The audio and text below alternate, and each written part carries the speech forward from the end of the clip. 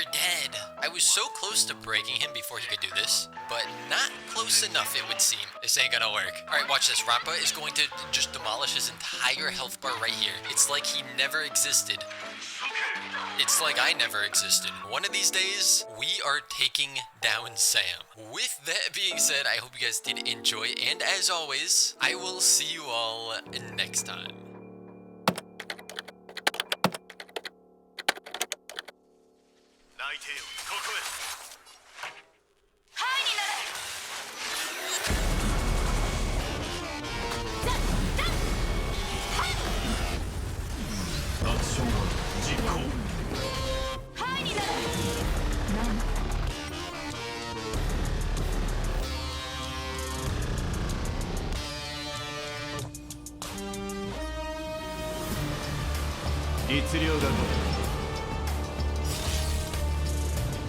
探偵ごっこは終わりです。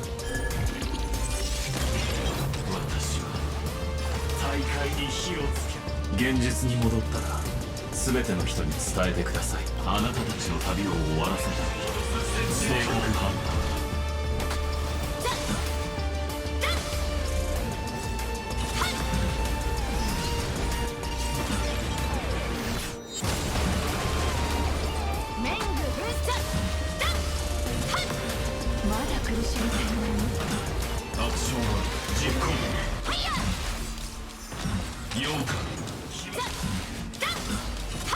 悪い子は誰かしら。泣いてよ、ここへ。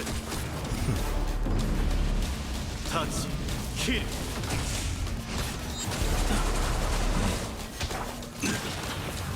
強兵最悪。衝動作戦実行。もっと。メングザザハッ。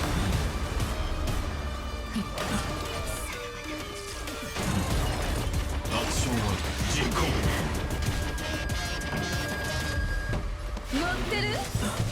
己を解き放つ反抗、陽動、霊落。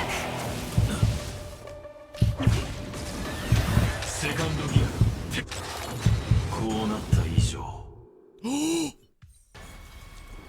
That was enough. Well, I beat that a lot earlier than I thought I would. So it turns out, Rappa actually did save this account. It feels good to finally be past that boss. At this point, it is a number of days later, but back when I did that fight, I did not expect to win. I just really wanted to give it another try to see if I was even able to get close to winning, and then I had to start recording halfway through because it looked like we actually had a chance. As you probably saw, we did use a prayer machine, which I believe was our last one, and that wasn't anything new because we had tried that in the past and it wasn't enough. Then we also used a different food that gave us, I think it was like a 40% damage buff, but one of our characters just went berserk the first 2 turns. And luckily for us, the first 2 turns of that battle were not really that important. We had to wait for Sam to put up his weaknesses anyways. But another thing that really helped is I didn't know previously that you could charge up Black Swan's hand attack to then have that at the start of the battle. So having the extra damage over time from the beginning definitely helped. And I don't know if you noticed, but at the very end of the battle, he was about to do the nuke attack and wipe out the rest of my team. But then the animation for that actually played a second time as he reached the HP percent that ends the battle. So we were insanely close to losing. Since this character literally saved this account, of course we have to do her event. But since there's no combat at any point, what I'm instead going to do for the sake of the video is just rate each song on a scale of 1 to 10 based on how much I like or don't like it. I think I'd have to give this one,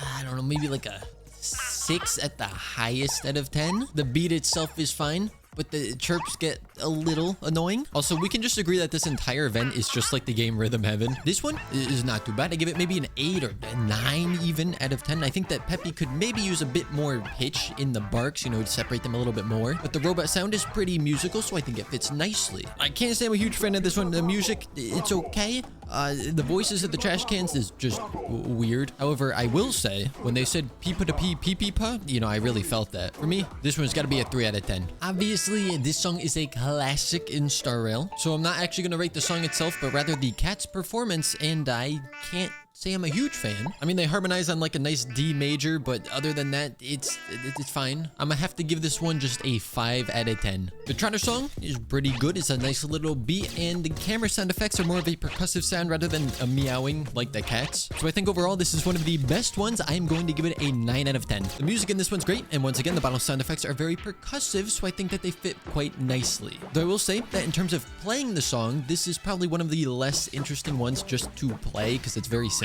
But for the music, I will give it an 8 out of 10. Trash Cans Part 2. For some reason, this game is obsessed with trash cans. Again, not a big fan of their voices. It's just kind of weird. The music in the background is fine, but the sound effect of the screens is kind of annoying after a while. So I'm going to have to give this one a 4 out of 10. I don't care what this one would have been. It is losing points for the constant that you hear in the background the whole time. Can we just do away with that? I prefer a little more upbeat music. I know what they were going for, but you know, preference is a thing. So I'm going to give this a 4 out of 10 as well.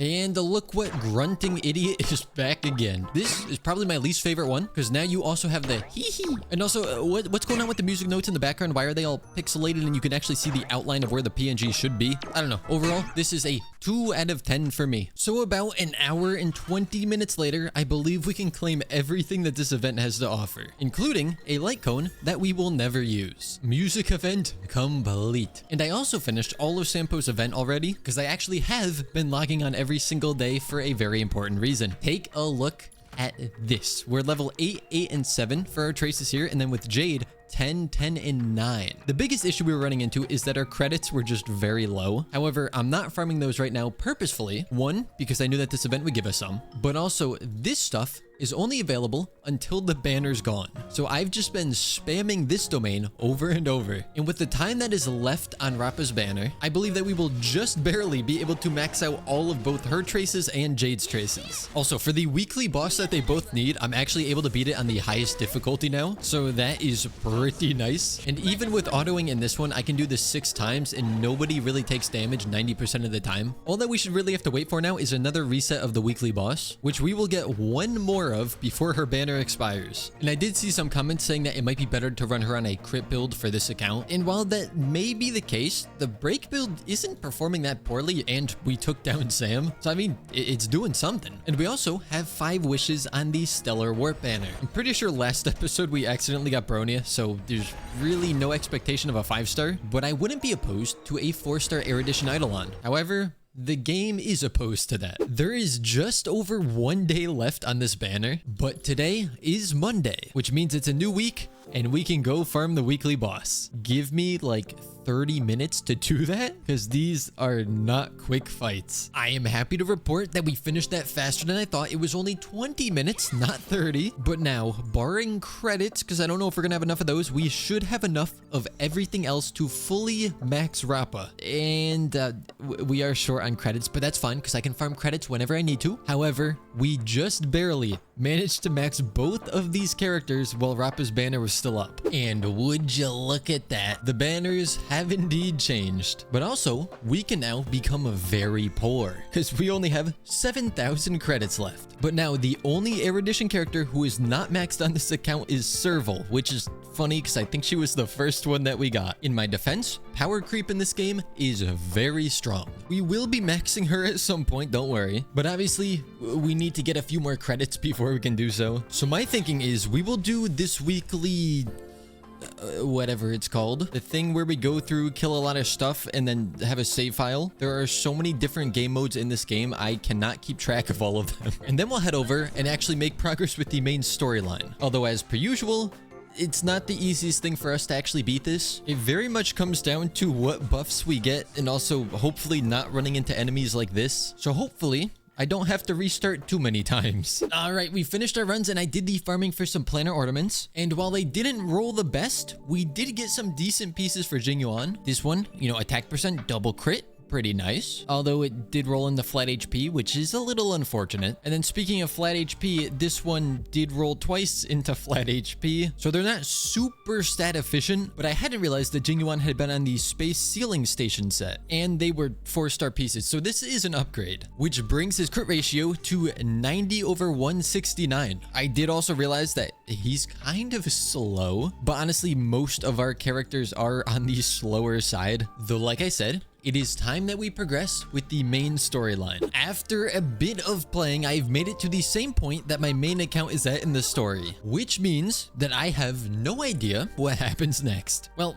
with a couple exceptions because people like to spoil things. I have made myself a beautiful drink. I'm guessing that has no impact on the story whatsoever. Not gonna lie, I kind of like Acheron and Welt together. Can we just take the two of them on every future mission? They're both just so intelligent and calm. How about we make them the main characters? Well, I guess it's not really a huge surprise that we're getting a Fate collab in starrail, considering that they were making Fate references already. And then since we're given this menu before the next part of this quest, I'm assuming this is a boss, and this is probably the, climax of the story. I have been able to farm this boss at the highest difficulty, so here's to hoping that we don't get stuck here. All right, here we go. I'm assuming that this is the same boss that we've been fighting, unless there's another boss that I just don't know about. Okay, this is looking like a different boss fight. Oh, well, I was not expecting this. Okay, he did a lot of damage. This is not looking good. Attack as many targets as possible to obtain a higher score. Okay. Oh, wait, there's RNG involved in this. Oh, no. Okay, we broke shield. I can't really do much with that. Argenti also already went down. I'm gonna take a wild prediction that I will have to restart this fight. Yeah, okay. Let's restart. We're still gonna try it with no food or buffs, and we will just see how far that takes us. Not far enough. We have to take a detour to go farm some enemies to get enough drops to synthesize prayer machines, because I do not see us beating this without them. Now we can go ahead and make 2 whole prayer machines. Then we'll also go ahead and buy our 1 ice cream cone for the day. Now, I'm not sure at what point I'm supposed to actually use the buffs. And I know I can set up the auto use, but since I only have 1, I'm just gonna use it anyways. So we'll put on our 2 buffs, and then I guess we'll try buffing here. I have no idea if that's actually going to carry over. I feel like if I continue, it's not going to use my buffs that I just activated since we started this before. But I feel like resetting also could have bad side effects. We're going to try continuing, and then we have to skip and skip again. We have our buffs, and I think our techniques might have activated, although we're almost dead already, so that's cool. It's okay. That's why we have the prayer machine. And the ice cream cone did give us a chance to hit the wrong enemy, but since there's only 1, it doesn't matter. It basically just gives us an attack boost for free. And I would say that this is a much better start for us, although we are very quickly approaching our 5-turn limit for the prayer machine. And okay, first health bar is down. So, oh gosh. Is Jingyuan gonna survive? Because I don't think he is. Oh, maybe? No. Oh, just barely. Okay, we have AoE. This is fine. Yeah, Herta didn't have any AoE up at the time, so she kind of took a lot of damage from the dice phase. Oh, not looking good. Maybe? Jingyuan, big damage? I don't know about this. Our heals are all gone, I'm pretty sure. And we don't quite have enough damage here. Okay. Not good. I don't think that she is going to be able to solo this. If we restart the challenge, we are back with everyone. Oh, but we don't have the prayer machine. And we don't have our ice cream buff, which we only get 1 of per day. Yeah, I just don't know how we do this. Because Herta doesn't really do much here other than provide something that can break through the shield. But none of our other characters really do much either. Like Jade doesn't really do a ton here. I can try bringing her, but she really wants a team that does a lot of AoE, and there's only 1 enemy, so that doesn't really work so well. We are just barely able to get to the 2nd phase, but obviously that's only halfway. Well, I have some unfortunate news. I've tried out a couple different teams, and then I've tried different ways of playing those different teams, and then I've used this exact team in the same way a number of times, and 40% of the time, we can get him down to phase 2 just barely, and the other 60% of the time, we don't even get him below half health. So there seems to be a large RNG factor here. Due to some research, I've also now discovered that he is apparently quite resistant to imaginary damage. However, because of the whole super break thing and her going through the shield weakness, it still seems like a good idea to bring Rappa. Also, in all of these test runs, I'm not using any buffs because I would just be wasting them. And as we see here, this is a very bad run because Jingyuan already died somehow. Oh, we got really bad RNG. Every character here has AoE, so they can get through the dice phase, unless we roll poorly, which is what we just did. And to use food buffs, I have to go all the way back out to the street, which is a little tedious. I think I'm just gonna full send it. We will use our final prayer machine and we'll see what we're able to do. Hopefully, this is one of the runs with good RNG. Oh, Jingyuan's already getting targeted. Okay, first dice roll, we have to beat a 4. This should be very easy, which it is. Now we get our nuke up. This is by far the biggest damage that we can do to him. 82,000. All right, first phase is complete, which means it's about to get a lot harder. Oh, Rappa's almost dead. Do I still have heals? I think I do for probably just this turn.